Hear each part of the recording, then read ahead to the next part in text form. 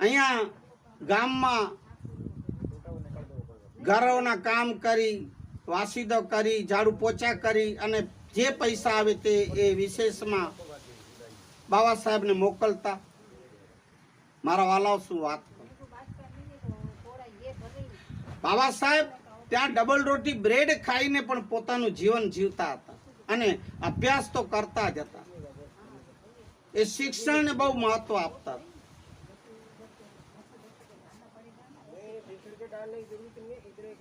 અને પછી ત્યાંથી અભ્યાસ પૂરું કરી અને વડોદરા રાજ્યમાં નોકરી બાબા સાહેબને એ રાજા તરફથી આપવામાં આવી. હવે ત્યાં જે બાબા સાહેબ જ્યાં નોકરી કરતા હતા એ કાર્યાલય કચેરી ઊંચી. હવે એ ઊંચા પદમાં પણ બાબા સાહેબ આંબેડકરનું મોટું પદ હતું, અધિકારી હતા મોટા. હવે કાર્યાલયમાં બાબા સાહેબની ટેબલ ખુરશી,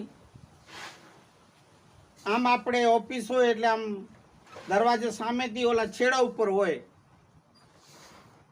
અને આમ બાજુ બે બાજુમાં, આ બાજુ બ્રાહ્મણ હોય, જાડેજા હોય, બધા બેઠા હોય, આ બાજુ વૈશ્ય જે હોય તે ઉચ્ચ વર્ણ. ચલો ને હાલો ને, વળી આપણે કોઈને બ્રાહ્મણ ને ઓલું કહીએ તો દરબારને તો એ ખરાબ લાગે. ખરાબ તો શું, સાચું છે, ઇતિહાસ છે મારા બાબા સાહેબનું, વાંચી લેજો. ખરાબ બરાબ શું લાગે, આ તો સત્ય છે એ કહીએ છીએ ભાઈ.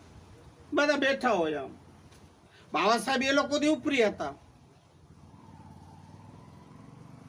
એટલે બાબા સાહેબ આવે એટલે આમ તો મોટા સાહેબ આવે એટલે ઊભા થઈ જવું પડે ને, ઊભા ન થાય. એક ઈ માન મર્યાદા મોટા સાહેબની ન જાળવે, કારણ કે ઈ તો ચંબાર છે, ઈ તો મોચીનો દીકરો, એ બધું એવું નાની જાતનો એવા બધા ભાવ. બાબા સાહેબ કઈ ન બોલતા, આવીને પોતાની ખુરશીમાં બેસી જાય. ભાઈઓ શું વાત કરું, પટ્ટાવાળો ફાઇલ લેવા આવે કે દેવા આવે તો ગૌમૂત્રને છાંટીને પછી ઉપાડે, પછી આપે ને પછી લે. ફાઇલ, ગૌમૂત્ર. બાબા સાહેબને વિચાર કર્યું કે આ લોકો શું છે,